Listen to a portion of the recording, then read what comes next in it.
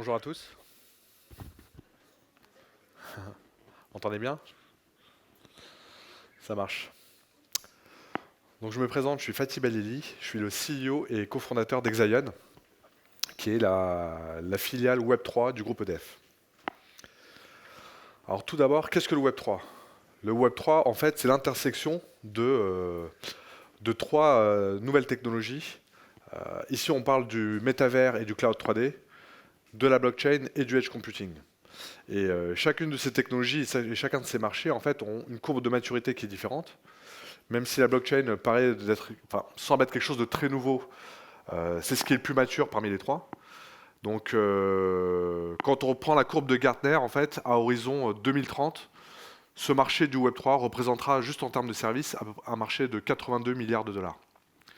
Et nous, c'est en prenant ces trois services-là et en prenant en compte leur courbe de maturité à chacune, qu'on a essayé de positionner trois produits. Et c'est ce que je vais vous montrer juste après. Et quand on a créé Exaion, on l'a créé pour les grandes entreprises. C'est-à-dire que moi, à l'époque où je l'ai créé, j'étais venture capitaliste. J'étais spécialiste de l'IA, de l'IoT, des plateformes Internet. Et il y avait justement l'émergence de tout cet écosystème qui tourne autour de la blockchain, des cryptoactifs, les premières grosses bulles des cryptoactifs. Et je suis rentré dedans parce que très curieux, j'étais un ancien trader et c'est vrai que voir des nouvelles monnaies être émises sans avoir une banque centrale, un organe central de contrôle, c'est quelque chose qui avait attiré mon attention. Et j'y suis rentré par les cryptos, et puis en fait, derrière, on a creusé, on est rentré dans le détail des technologies qu'il y avait derrière, et de tout le potentiel de ces technologies. Et à l'époque, j'ai tilté, je me suis dit, mais. Puis c'était un peu comme l'IA à l'époque, tout le monde disait oui, l'IA c'est la mode, tout le monde en parle, mais personne n'en fait quoi que ce soit. Bon, on le voit aujourd'hui avec ChatGPT, BART, etc., que le boom vient d'arriver et que c'est vraiment que le début. À l'époque, on commençait à dire déjà, oui, bon, bah, la blockchain, c'est des cryptoactifs, c'est une mode, c'est passager, vous verrez, dans 6 mois, plus personne n'en parle. Bon, c'était pas du tout notre position. Et en fait, la technologie ne prenait pas. Pourquoi? Parce que le vecteur de démocratisation de la technologie elle-même n'était pas en place. Quel que soit le secteur, quelle que soit la technologie, quel que soit l'outil que vous utilisez, si les grandes entreprises ne l'utilisent pas, in fine, Madame Michu ne l'utilisera pas. Il y aura les early adopters, il y aura les initiés, il y aura les geeks qui rentreront dans la technologie, mais ça représente 2% de la taille de marché. Si vous voulez atteindre les 50, 60, 80, 90% de parts de marché, eh ben, il va falloir que Madame Michu s'y intéresse. Pour ça, il va falloir que les entreprises qu'elle voit tous les jours, c'est-à-dire sa banque, son centre commercial, son commerce du coin, soient lui-même impliqués dans cette technologie. Et à l'époque, les grandes entreprises ne voulaient pas y aller. Elles ne voulaient pas y aller pour plusieurs choses. Un, c'est un secteur qui manquait de boussole. C'est un secteur qui avait quand même une réputation sulfureuse. À l'époque, vous disiez blockchain égale cryptoactif égale dark web égale blanchiment d'argent. C'était ça, hein, le raccourci intellectuel que tout le monde se faisait en moins d'une seconde. C'était exactement ça. Et puis, il y avait tout un tas d'acteurs très disparates qui, pour certains, s'improvisaient experts de la blockchain, parce qu'à l'époque, il n'y en avait pas beaucoup d'experts de la blockchain, et encore aujourd'hui, on peine à recruter des bons développeurs, des bons sachants, etc. C'est quand même un secteur encore d'initiés. Et en 2017, ça l'était encore plus. Donc vous avez des entreprises qui voulaient lancer un projet dans la blockchain. Pour ça, elles devaient savoir déjà sur quel protocole aller. Le problème, c'est qu'à l'époque, les boîtes de conseil qui travaillaient dans la blockchain, elles étaient biaisées parce que une grosse partie de leur financement leur provenait des fondations blockchain elles-mêmes. Donc vous aviez une boîte de conseil qui était financée par la fondation X. Quand vous étiez un grand corporate et que vous voulez développer un cas d'usage, bon, bah, la boîte de conseil qui était là face à vous, elle ne vous recommandait pas ce dont vous aviez besoin pour votre cas d'usage. Elle vous recommandait le protocole de la fondation qui le faisait manger. Donc déjà, il y avait tout un tas d'acteurs microscopiques et un peu biaisés. Ensuite, il fallait voir une boîte de développement, donc une boîte qui allait développer de manière correcte et pérenne un smart contract. Et pas plus tard que la semaine dernière, j'ai un client aux États-Unis qui me téléphone pour me dire bah, le développeur de mon smart contract à qui j'ai déjà payé 1 million de dollars et qui travaille depuis 6 mois vient de faire faillite. Je me retrouve avec le code, le projet, développé à moitié et je ne sais plus quoi en faire. Est-ce que chez Exaion, vous pouvez venir à la rescousse? Troisièmement, vous aviez les intégrateurs. Quatrièmement, vous avez la plateforme par laquelle vous passez. Cinquièmement, vous avez le gestionnaire d'infrastructure. Et dans tout ça, comme c'est beaucoup de consultants et que c'est un secteur où on manque de ressources, le mercato, il est hyper actif. Donc vous commencez un projet avec un consultant qui adore la technologie Bitcoin, et puis en fait vous continuez le projet avec un consultant qui lui adore Ethereum, et puis ensuite dans les 4-5 intermédiaires que vous avez, ils ont tous une religion différente, et à la fin, celui qui a un projet qui n'est pas cohérent et qui n'est pas sec de bout en bout, c'est le corporate qui essaie de développer et automatiser un cas d'usage. Ça, c'était problématique. Et puis, il n'y avait pas de tiers de confiance. Comme je vous le disais tout à l'heure, c'était un domaine qui était assez sulfureux. Et quand vous êtes une grande banque qui a pignon sur rue ou une grande entreprise, etc., vous ne pouvez pas vous permettre de vous louper, vous ne pouvez pas vous permettre d'être associé à un bad buzz, et vous ne pouvez pas vous permettre de travailler avec des gens qui, demain, peuvent être impliqués dans des scandales financiers. Exemple, Biden qui a été financé par le fondateur de FTX. Bon, heureusement, lui, il est solide, mais tout le monde n'est pas Biden et puis tout le monde n'est pas capable d'étouffer ce genre d'affaires. Donc, une grande entreprise, à l'époque et encore aujourd'hui, se dit ok, moi, la technologie blockchain, j'ai compris que c'était game changer, je veux y aller, mais par contre, je ne veux pas y aller avec n'importe qui et je vais y aller avec le bon écosystème qui va me permettre à moi, CEO ou directeur des risques de l'entreprise, de dormir sur mes deux oreilles. Donc, ça, on l'avait capté et donc on s'est rendu compte qu'il y avait un vrai trou dans la raquette de la blockchain. Et qu'il y avait un vrai frein à une adoption massive et généralisée auprès des grands corporates. La deuxième question qui se posait, c'est est-ce qu'on crée cette boîte, nous, tout seuls, avec Laurent Bernou-Mazar, qui est le cofondateur? Est-ce qu'on va avoir des VC traditionnels? Ou est-ce qu'on en discute avec notre employeur de l'époque, qui était le groupe EDF? Donc on a commencé à étudier. Bon, dans les profils de gens qui pouvaient nous accompagner, aujourd'hui, le marché VC est très friand du financement de lignes de code. Dès que vous venez parler de CAPEX, de projets qui tournent autour de CAPEX, d'infrastructures, de hardware, et ça plaît un peu moins, parce que le multiple que vous allez faire, ou les fonds que vous allez devoir engager, vont être plus significatifs. Et les multiples, du coup moindres. Donc nous, il nous fallait un investisseur de long terme, de type fonds souverain, qui avait une vision à minima sur 10 ans, capable d'avoir cette patience et capable de nous suivre et de nous accompagner tout le long du chemin. Et vu qu'ici, on voulait recréer tout from scratch et avoir une solution de bout en bout, on voulait repartir de l'infrastructure. Repartir de l'infrastructure, ça coûte beaucoup. On a eu la chance au début des années 2000, il y a eu le groupe Amazon qui a créé Amazon Web Services. Et derrière, quasiment toutes les grosses startups américaines qui sont créées derrière, qui sont devenues des licornes et des décacornes, etc., ont leveragé cette infrastructure qui avait été mise en place par AWS. Et depuis, on prend des raccourcis. Tout le monde fonce sur le code. Chez Exaion, on s'est dit, le Web3, c'est un secteur qui est à part, qui a besoin d'une infrastructure à part, qu'il faut recréer from scratch. Et ça, c'est capexivore, et puis ça implique d'avoir un actionnaire minima impliqué sur le long terme. Donc du coup, on est parti voir le groupe EDF. Donc le fonds de venture capital du groupe EDF, qui est aujourd'hui un groupe étatique, donc c'est quasiment un fonds souverain qu'on a à notre capital. On est parti les voir, et on trouvait que c'était hyper légitime de les avoir en notre capital pour plusieurs raisons. Un, on manquait d'acteurs tiers de confiance. Là, je vous parle d'un fonds quasi souverain. On parle d'un sujet hyper énergivore. Aujourd'hui, la data, c'est 7% des gaz à effet de serre dans le monde. C'est autant que l'industrie aérienne. Il se trouve que le groupe EDF est un énergéticien et leader mondial de la décarbonation de l'économie. Il y a l'aspect cybersécuritaire. Tout le monde a peur de perdre ses cryptos, de se les faire voler, de se les faire hacker, etc. Il se trouve que nous, on gère un objet industriel qui est hyper sensible, c'est-à-dire des centrales nucléaires. Vous savez gérer une centrale nucléaire, vous savez protéger vos clients et vos installations de plus de 15 000 attaques par an, et ce depuis des décennies. Bon, vous avez un bagage technique et infrastructurel et cybersécuritaire qui est de bon niveau, même de très bon niveau. Ensuite, pour pouvoir faire ça et aller de bout en bout, il vous fallait avoir accès à une infrastructure. Recréer l'infrastructure qu'on a aujourd'hui chez Exaion from scratch, ça vous coûte des dizaines, voire des centaines de millions d'euros. Il se trouve que nous, on a le groupe EDF qui a 2 méga data centers dans le nord de la France, avec des supercalculateurs qui permettent de faire tourner tous les modèles du nucléaire, de l'hydraulique, etc. Et on récupère ce matériel-là qui sort du parc EDF pour les réutiliser chez nous. Donc du coup, on a du matériel, j'aime bien dire qu'on a des Ferrari qui ont été mis en circulation en 2020 et qu'on récupère nous en 2023. On change les roues, on fait un contrôle technique et on le remet en circulation. Ça va toujours plus vite que la petite voiture que vous allez trouver chez n'importe quel concessionnaire. Et pour toutes ces raisons, on trouvait que c'était... Et puis surtout, il ne faut pas oublier, c'est que un bon 25% des cas d'usage de la blockchain sont des cas d'usage énergétiques. L'échange d'électricité en peer-to-peer, la gestion de la recharge des véhicules électriques, la traçabilité de l'électricité, et je peux vous en lister comme ça plein. Donc c'était très légitime. Et puis, un autre avantage qu'on avait chez EDF, c'est qu'on avait ces data centers, mais qu'on n'avait pas d'inertie dans le Web 2. C'est-à-dire qu'on n'avait aucun frein et à aller pleinement jouer le jeu de la décentralisation. Et nous, le jeu de la décentralisation, on le connaît très bien.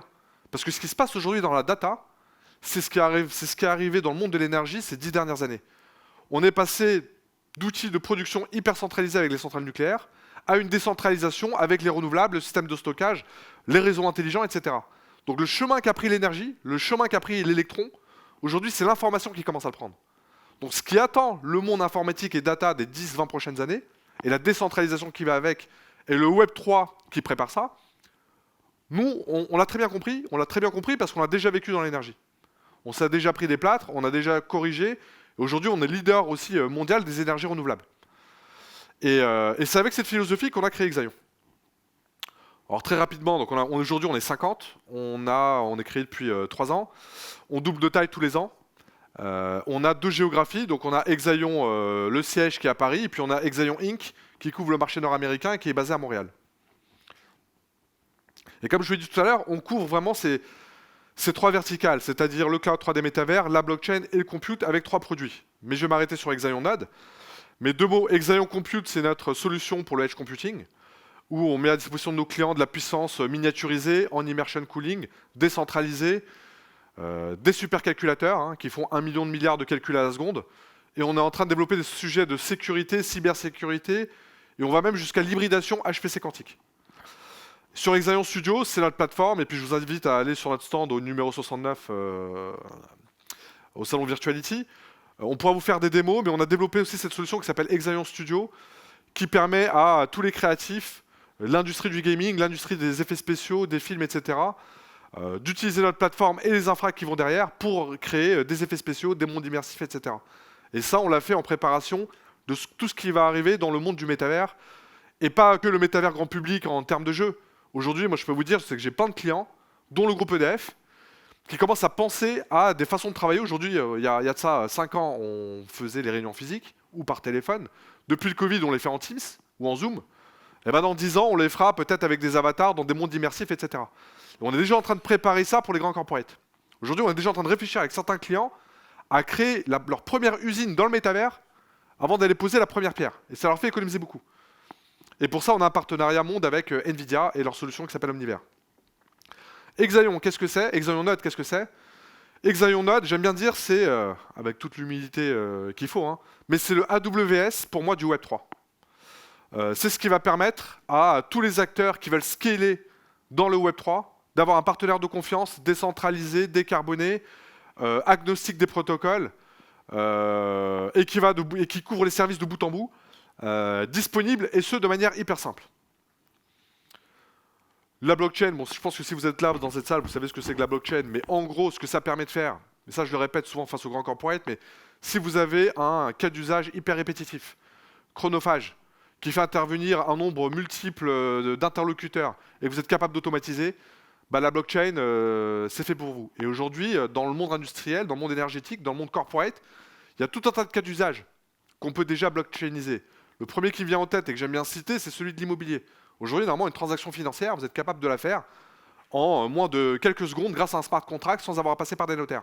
Aujourd'hui, techniquement, rien ne justifie le passage encore devant un notaire et les 8% de frais qui sont ponctionnés dessus. On pourrait tout smart contractiser et la transaction immobilière pourrait durer moins d'1 seconde.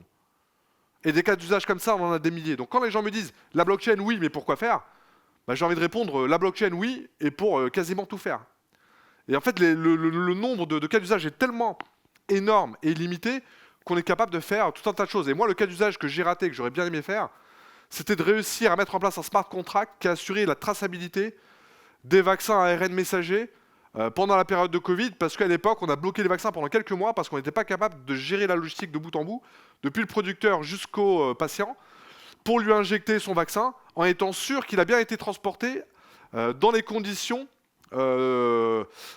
appropriée, c'est-à-dire à moins 70 degrés Celsius. À l'époque, avec de l'IoT et de la blockchain, le cas d'usage, on le faisait, et on aurait évité de perdre 3 mois et on aurait peut-être pu sauver des milliers de vies. Donc voilà aussi à quoi peut servir la blockchain. Bien sûr, notre objectif, c'est de simplifier l'usage, l'onboarding des clients. Aujourd'hui, nous, on s'est lancé un pari chez Exaion. On s'est dit, il faut qu'un corporate puisse venir sur Exaion Node, prendre un nœud partagé ou dédié et commencer à faire tourner son cas d'usage en 3 clics. Aujourd'hui, vous lancez votre projet sur Exaion Node en 3 clics. Avant, il fallait des heures de code, de développement, etc. Et encore à la fin, ça ne marchait pas toujours. Exaion Node, sur le positionnement, c'est quoi? On est exactement sur le même schéma que ce qu'on a connu dans le Web 2. Et dans le Web 1, et même avant dans le PC ou le Mac, tel qu'on l'avait il y a de ça 20 ans, 25 ans. Il y a toujours 3 couches, voire 4 avec celui de l'interface.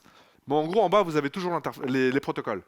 Vous aviez Java, XML, etc. sur le Web 2. Bah là, vous avez Bitcoin, vous avez Tezos, vous avez Polkadot, vous avez Avax. On a dans le Web 2, on a les applications, on les a tous sur notre téléphone, on a Uber, on a Netflix, on a toutes ces choses-là, on a Meta, Facebook, etc. Bah aujourd'hui, dans le Web 3, vous avez Forge, vous avez Dogami, vous avez Desandbox, vous avez Sorare, vous avez toutes ces choses-là. À l'époque, on avait les comptes bancaires typiques, historiques, etc. Et puis, il y avait Ledger qui était avant moi sur scène. Bah, aujourd'hui, vous avez votre coffre-fort dans votre poche ou sur écran. Et puis après, vous avez la couche infrastructurelle, plateforme. Ce qu'a fait AWS dans le début des années 2000, c'est qu'ils ont fait l'infrastructure et la plateforme. Ils ont fait toute la couche. Les concurrents qu'on a, nous, aujourd'hui, chez Exaion, ce sont des concurrents qui sont positionnés que sur la partie plateforme. Ils ne veulent pas toucher à l'infrastructure parce que c'est hyper capexivore, parce que c'est compliqué, parce que pour scaler, bah, ça ne se fait pas en 6 mois, ça ne se fait pas en 1 an, ça prend beaucoup de temps. Et nous, ça fait 3 ans et demi qu'on travaille sur les infrastructures. Donc aujourd'hui, nos clients sont américains, asiatiques, donc il y a Infura, il y a Blockdaemon, il y a Alchemy, qui en plus, soyez en passant, pour certains sont biaisés, parce que quand vous êtes un Infura et que vous faites partie de la core team Ethereum, bah, vous mettez quand même beaucoup en avant sur votre plateforme l'Ether et les layers de l'Ether. Nous, aujourd'hui, on vient d'aucune fondation, on est maqué avec personne, et les services qu'on offre sont complètement agnostiques. Donc nous, on a tout un panel de services. On fait Ethereum et tous les layers d'Ethereum, mais on fait aussi tous les autres protocoles. Là, aujourd'hui, il y en a 6 qui sont en ligne, il y en a 4 qui arrivent la semaine prochaine, et il y en aura plus de 15 d'ici 3 mois. On fera Polkadot, Cosmos, Cardano, Polygon,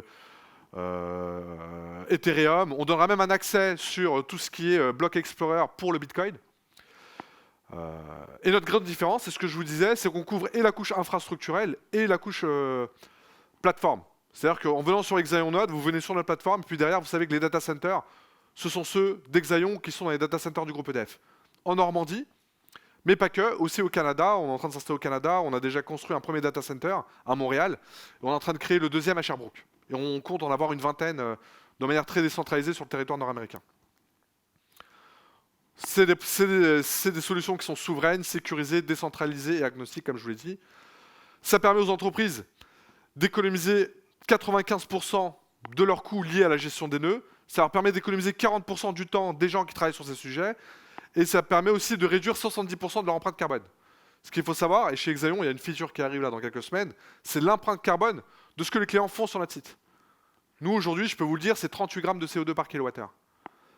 Mes concurrents en Asie, c'est 650 grammes de CO2 par kilowattheure, x 20. Aux États-Unis, c'est 350 grammes de CO2 par kilowattheure, x 10. Donc déjà, en passant par Exaion et tous les protocoles de 3e génération, vous diminuez de 90% de l'empreinte carbone de vos activités. Et en plus, quand vous passez par Exaion, vous divisez encore par 10 votre empreinte carbone. Donc quand on vous dit que la blockchain, c'est hyper énergivore et ça a un fort impact carbone, c'est vrai. Si vous le faites avec des data centers qui tournent dans des pays où le mix énergétique est fortement carboné et alimenté à base de charbon, mais quand vous le faites en France avec des data centers en France ou au Canada, c'est de l'hydro au Canada, au Québec, et vous le faites avec des acteurs comme nous qui ont hérité de l'ADN d'un énergéticien, bah vous décarbonez très fortement vos activités. Bon, ça, c'est ce que je viens de dire. Sans trop rentrer dans la technique, aujourd'hui, notre capacité, c'est à peu près 300 K téraoctets de capacité de stockage. Je vous dis ça comme ça veut rien dire. Tout le réseau Ethereum mondial, c'est 10 K. Moi, aujourd'hui, chez Exaion, on est capable à nous tout seul de gérer 3,3 fois tout le réseau Ethereum mondial. Ça, c'est énorme. Et personne n'a ça. Personne n'a cette capacité de calcul dédiée au Web3 mis à disposition. Et ce qu'on dit toujours, c'est qu'on accompagne nos clients de bout en bout. On développe les smart contracts, on gère les plateformes, on gère l'infrastructure, on les conseille de manière agnostique sur les protocoles, on les accompagne à lever de l'argent. Dans la salle, je vois les équipes de la DCF avec qui on a mis en place une ICO. Pareil, donc on aide aussi nos clients à monter des ICO, des STO et toutes ces choses-là. Donc on couvre vraiment le service de bout en bout. Donc on a 6 protocoles à date. Je vous dis la semaine prochaine, on a Moonbeam, Moonriver et 2 autres qui arrivent. On a tout un choix, en fait on a déjà 6 de près, mais on fait les releases 3 par 3, 4 par 4, etc. Donc on a tout un tas qui vont arriver dans les prochaines semaines. Et puis ensuite, il y a les autres features qui arrivent. On est en train de mettre en place des services de big data, d'analyse, de staking. Ça va arriver aussi. On commence à travailler sur des partenariats avec des grands acteurs. La DeFi. On est en train de monter des solutions avec des grandes banques françaises et internationales. Et des services d'Oracle.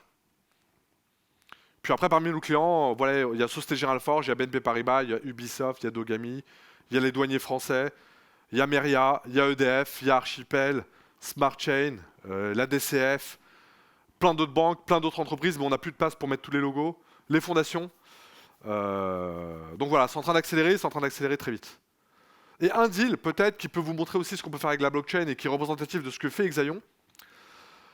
J'aime bien cet exemple. En 2021, il y a la Société Générale qui vient nous voir et qui nous dit que ça fait 6 mois qu'ils travaillent sur un projet avec l'un de nos concurrents, qui veulent faire une émission obligataire à hauteur de 100 millions d'euros pour une grande institution, on ne savait pas laquelle, et qui travaillent sur le projet A3 avec Goldman Sachs et Santander. Et qu'ils ont besoin d'avoir une réponse très vite avec un service de gestion d'infrastructure dans lequel ils ne peuvent pas se permettre d'avoir la moindre erreur. Une émission obligataire institutionnelle, vous ne l'avancez pas, vous ne la retardez pas d'1 minute, et surtout, vous avez intérêt à ce que tout se passe bien. Donc vous avez la deuxième banque française, très innovante, qui vient nous voir et qui nous dit, voilà, Exaion, on a besoin de votre aide, on veut faire cette émission obligataire pour un très gros client, est-ce que vous êtes capable de nous accompagner?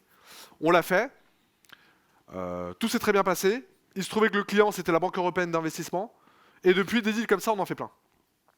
Et 2 ans plus tard, Société Générale, BNP, tous ces acteurs-là sont toujours chez nous, ce qui est un indicateur qu'ils sont satisfaits des services qu'on leur rend. On est le premier baker institutionnel sur Tezos, ça vous le saviez. Et puis peut-être un autre deal, c'est BNP Paribas et EDF, ENR qui ont émis des obligations pour financer des projets dans le renouvelable. Et c'est grâce aux infrastructures d'Exaion qu'on a réussi à tokeniser ces obligations sur les marchés financiers. Donc voilà, maintenant j'ai fini ma présentation. Si vous avez des questions, vous êtes les bienvenus.